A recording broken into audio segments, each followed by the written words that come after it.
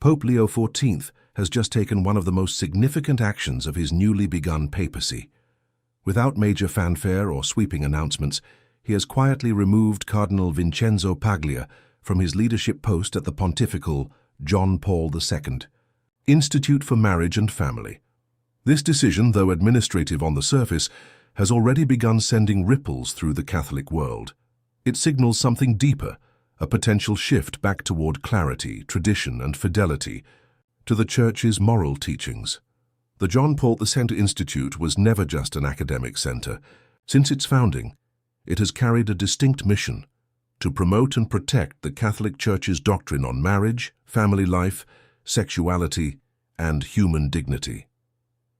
It was created with the full support and spiritual vision of Pope St. John Paul II himself, based on his Theology of the Body, a powerful and detailed teaching on what it means to be human, made in the image and likeness of God. But in recent years, the Institute found itself at the heart of controversy. Changes made under the pontificate of Pope Francis led to deep unease among many faithful Catholics. Traditional faculty were let go, the curriculum shifted. New voices, some with more progressive leanings, were introduced, voices that, to some, seemed to soften or even question the unshakable moral foundations that had once defined the Institute. One such example is Father Maurizio Chiodi, a faculty member who made headlines in 2018. He stated that in certain situations, the use of artificial contraception might not represent a rejection of life, but rather a form of family responsibility. His statement was quoted widely and sparked heated discussion.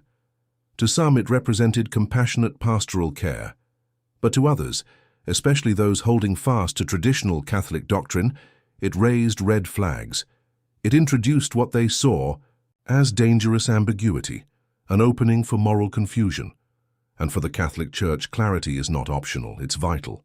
Pope Leo XIV's decision to remove Cardinal Paglia comes amid growing concerns that the John Paul II Institute had drifted from its mission. Cardinal Paglia, once a central figure in shaping the Institute's direction, became increasingly controversial due to several public remarks. In April 2023, during a discussion on assisted suicide, he said that while he personally wouldn't practice it, he could understand how legal mediation could be considered the greatest common good under certain circumstances. That phrase, greatest common good, along with concretely possible conditions, sparked concern across the Church. What did it really mean? Was this a soft endorsement of assisted suicide? Was it a way of sidestepping clear Catholic teaching on the dignity of life? Then came his comments in 2022 about Italy's 1978 law that decriminalized abortion. Cardinal Paglia described it as a pillar of Italian social life and said it was absolutely not up for discussion. For many in the Church, that was the final straw. How could a senior Church official publicly affirm a secular law that stood in direct opposition to the Catholic belief in the sanctity of life from conception? As these controversies piled up, the call for leadership change at the John Paul II Institute grew louder. Faithful Catholics wanted clarity. They wanted consistency. They wanted someone who would lead not with confusion or compromise, but with courage. And Pope Leo XIV has responded. Cardinal Paglia has been removed, and in his place, Cardinal Balthasar Riona has been appointed. Though less well known on the international stage, Cardinal Riona has built a quiet but respected reputation for fidelity to the Church's magisterium and disciplined administration. He served as Vicar General of the Diocese of Rome and worked with the dicastery for the clergy, two roles that grounded him in both pastoral care and theological order. This appointment is more than just a new name on an office door. It is a signal. Pope Leo is sending a message, not just to the Vatican, but to the world. Institutions responsible for shaping future Catholic leaders and theologians must remain rooted in truth. They must be clear. They must be bold. We are living in a time where moral confusion is common. Families are under attack. Marriage is being redefined. Life is treated as disposable, from the unborn child in the womb to the elderly person facing euthanasia. In such a world, the Church cannot afford to be vague. It must stand firm. It must speak with clarity and love, not ambiguity. And compromise. This is what makes the recent move by Pope Leo so important. It's not just about the removal of one cardinal. It's about the direction of the Church. Will Catholic moral teaching remain steady and clear in a world that constantly changes? Or will it bend to the pressures of modernity, losing its prophetic voice?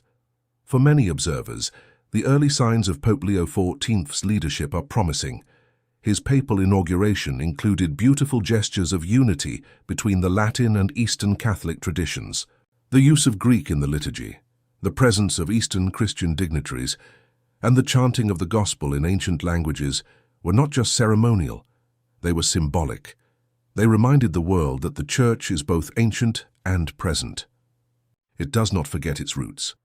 Now, with the appointment of Cardinal Riona, there is growing hope that Pope Leo XIV will anchor his papacy not in modern trends, but in timeless truths. That he will lead not by avoiding controversy, but by confronting it with courage and compassion. The Church today faces countless challenges: divorce, gender ideology, abortion, addiction, contraception, pornography. These are not just abstract, moral issues.